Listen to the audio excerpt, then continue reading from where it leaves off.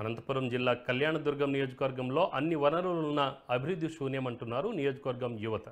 ఇక్కడ నుంచి ఎమ్మెల్యేగా గెలిచి మంత్రి అయిన ఉషశ్రీ ప్రజలకు చేసిందేమీ లేదంటున్నారు. ఎంపీ రంగయ్య అధికారం ఉండి కూడా ఈ ప్రాంతానికి ఏమీ చేయలేదని చెప్తున్నారు. ఇక ఇదే అంశంపై మరింత సమాచారం మా కరెస్పాండెంట్ సూర్య అందిస్తారు. అనంతపురం జిల్లా కళ్యాణదుర్గం నియోజకవర్గంలో ఉన్నాం. ఈ కళ్యాణదుర్గం నియోజకవర్గం ఒకసారి చారిత్రాత్మకంగా చూసుకుంటే ఇక్కడ రాజులు కూడా పరిపాలన చేసిన ఆధారాలు ఉన్నాయి, పురాతనమైన ఆలయాలు కూడా ఇక్కడ ఉన్నాయి. అయితే ఈ కళ్యాణదుర్గం ఇప్పటి వరకు కూడా ఎన్నో ప్రభుత్వాలు మారాయి, అదేవిధంగా పార్టీలకు సంబంధించిన అభ్యర్థులు గెలిచారు, ఇక్కడ నుంచి మంత్రులైన వాళ్ళు కూడా ఉన్నారు. అయినా కూడా కళ్యాణదుర్గం నియోజకవర్గం ఇప్పటికి కూడా అభివృద్ధికి నోచుకోలేదు. అదేవిధంగా యువతకు అనేది ఉపాధి లేదు. ఇక్కడ ఎవరైతే యువత ఉన్నారో దాదాపుగా వాళ్ళు వేరే కర్ణాటక ప్రాంతానికి బెంగళూరుకి వెళ్ళేసి వాచ్మెన్లుగా బేల్దారులుగా పనిచేసే పరిస్థితి ఉంది. ఏంటి ఈ దుస్థితి కారణం అనేది మనం ఇక్కడ కొంతమంది యువకులు కూడా ఉన్నారు, వాళ్ళతో మాట్లాడదాం. బాబు, యాక్చువల్గా చెప్పండి, ఏంటమ్మా కళ్యాణదుర్గంలో అన్ని సోర్స్ ఉంది, అన్నీ ఉన్నాయి, ఇక్కడ నుంచి చాలా మంది గెలిచారు, ఇక్కడ గెలిచిన అభ్యర్థులు మంత్రులు కూడా అయ్యారు. ఏంటి దుస్థితి ఏంటి కళ్యాణదుర్గంలో? మీరు ఎటువంటి పార్టీ రావాలనుకుంటున్నారు? ఎటువంటి వ్యక్తి ఇక్కడ ఎమ్మెల్యే అభ్యర్థిగా గెలవాలి అనుకుంటున్నారు? ఏంటి పరిస్థితి ఇక్కడ? సార్, కళ్యాణదుర్గంలో గత మేము 4 ఎలక్షన్స్ చూసాము. ఇక్కడ మేజర్గా ప్రజలు పడుతున్న ఇబ్బంది నీటి సమస్య. ఎందుకంటే ఇక్కడ హార్టికల్చర్, అగ్రికల్చర్ బాగా ఎక్కువ డెవలప్మెంట్ ఉంది, ఎక్కువ ఏరియా కూడా ఉంది. ఇక్కడ ఇంతకుముందు జరిగిన ఎలక్షన్స్లో కావచ్చు, ఎప్పుడైనా కూడా ప్రజలంతా కోరుకుంటుంది మాకు నీళ్ళు ఎవరైనా తెస్తారేమని ఎదురు చూస్తున్నారు ఇక్కడ ఉన్న ప్రజలు. అదేవిధంగా యువత, ఇదంతా కర్ణాటక బార్డర్లో ఉన్న ప్రాంతము, నిరుద్యోగ సమస్య ఎక్కువ ఉంది. ప్లస్ ప్రజలకు కూడా చాలా ఇబ్బందులు కూడా ఇక్కడ ఉన్నాయి. నిరుద్యోగులకి ఏదైనా ఉద్యోగ అవకాశాలు కల్పించే నాయకుడు కావాలని, అదేవిధంగా రైతులకు నీరు తెచ్చే, సాగునీరు తాగునీరు 2 తెచ్చే నాయకుడు కావాలని చెప్పేసి ఇక్కడ మేజర్గా పీపుల్ అందరూ కూడా కోరుకుంటున్నారు. అంటే ఒకప్పుడు ఇక్కడ ఉషా శ్రీచరణ్ ఆమె గెలిచింది, మంత్రిగా పనిచేసింది. ఆమె ఎటువంటి అభివృద్ధి కార్యక్రమాలు చేయలేదా? పైగా ఆమె మీద ఆరోపణలు, ఇసుక కూడా అమ్ముకుంది ఆమె, దాంట్లో కమిషన్లు తీసుకుందని, నిజమేనా అది?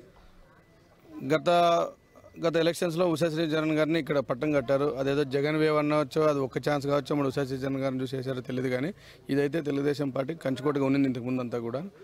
మనం గెలిచిన తర్వాత ఇప్పటివరకు మేము చూస్తే ఏ ఒక్క రోడ్డు వేయడం కానీ, ఏ ఒక్క అభివృద్ధి కార్యక్రమం కానీ, ప్రజల కష్టాలు కానీ తీర్చిన పాపాన్ని పోలేదు.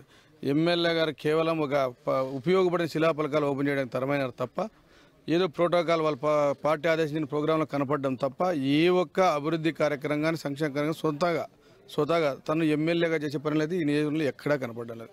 జగన్ గారు ఏదో 2 పథకాలు ఇస్తే అవి మాత్రమే చెప్పుకోవడానికి ప్రజల్లోకి తిరిగినారు. మనం ఇది చేస్తున్నాం తప్ప ఆమె ఏం చేసింది లేదు. ఇసుక దోపిడీ అనే విషయము, మద్యము, ఇవన్నీ కూడా ఇంకా ప్రజలందరికీ తెలుసు, మీకు కూడా తెలుసు.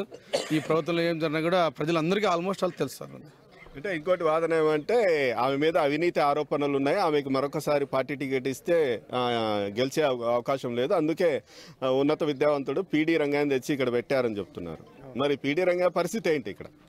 పీడీ రంగయ్య గారు గత ఎంపీగా ఎన్నికయ్యాడు.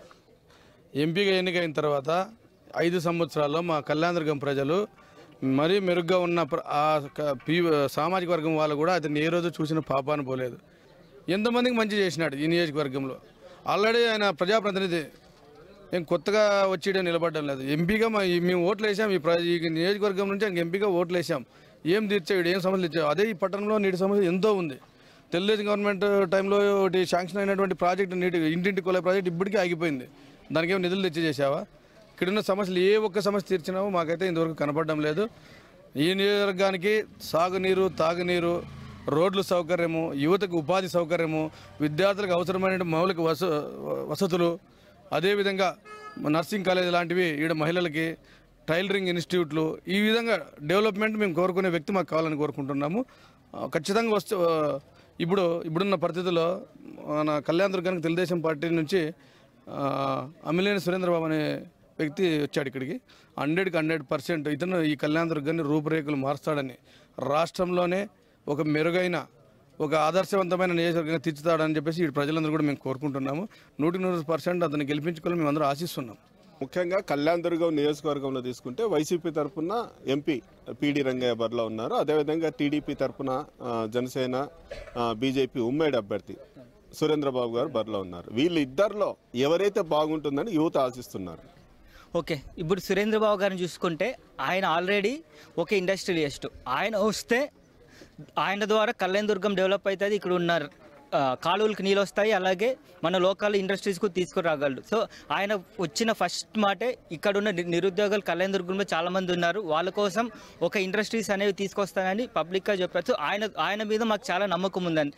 ఎందుకంటే ఆయన ఇంతకుముందు చూస్తే ఏదైనా ఒక మాట ఇచ్చారంటే రోడ్స్ ఆల్రెడీ వాళ్ళు క్వాలిటీ వర్క్తో చేస్తా అన్నారు.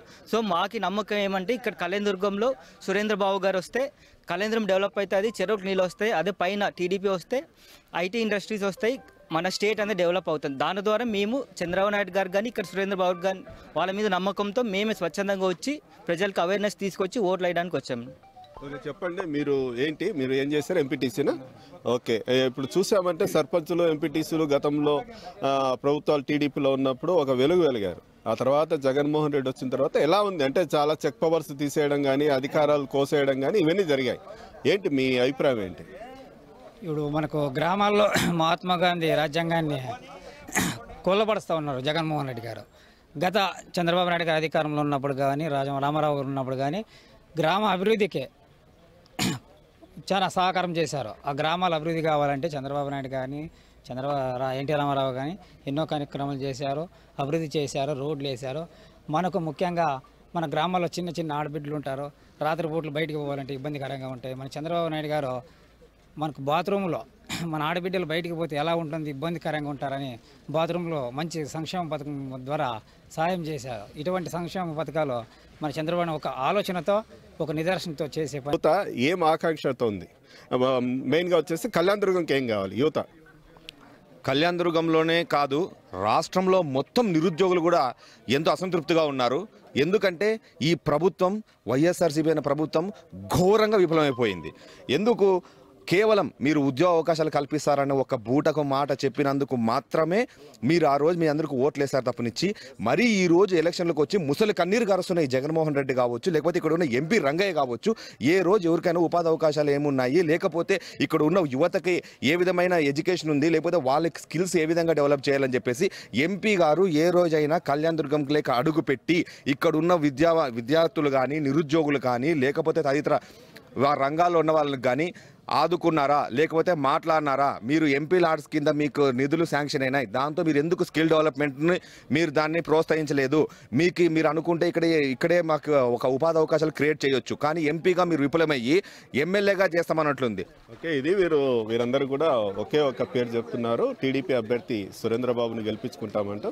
ఏదైతే ఈ ఉషాశ్రీ చరణ్ ఇక్కడ నుంచి ఎమ్మెల్యేగా గెలిచి మంత్రి అయిన తర్వాత కూడా కనీస అవసరాలు తీర్చలేదు, పైగా యువత మీద దృష్టి పెట్టలేదు, పైగా ఎన్నో అవినీతి ఆరోపణలు ఎదుర్కొంది. ఏదైతే ఈ ఇసుక ఉందో దాన్ని కూడా అమ్ముకునే పరిస్థితి చేసింది. అదేవిధంగా అందుకే ఆమె ఓడిపోయే పరిస్థితి ఉంటుంది. జగన్మోహన్ రెడ్డి ముందస్తుగానే పీడీ రంగాయని ఏదైతే ఎంపీ గారు ఉన్నారో ఆయన్ని ఇక్కడ ఎమ్మెల్యే అభ్యర్థిగా ప్రకటించడం జరిగింది. అయినా కూడా ఏదైతే అదే దీనికి సంబంధించిన వర్గీయులు కాబట్టి పీడీ రంగయ్య కావచ్చు లేదా ఉషాశ్రీ చరణ్ కావచ్చు, ఎవరైనా కానీ ప్రజలు ఇక్కడ ఓట్లేసి వాళ్ళని గెలిపించే పరిస్థితి లేదు.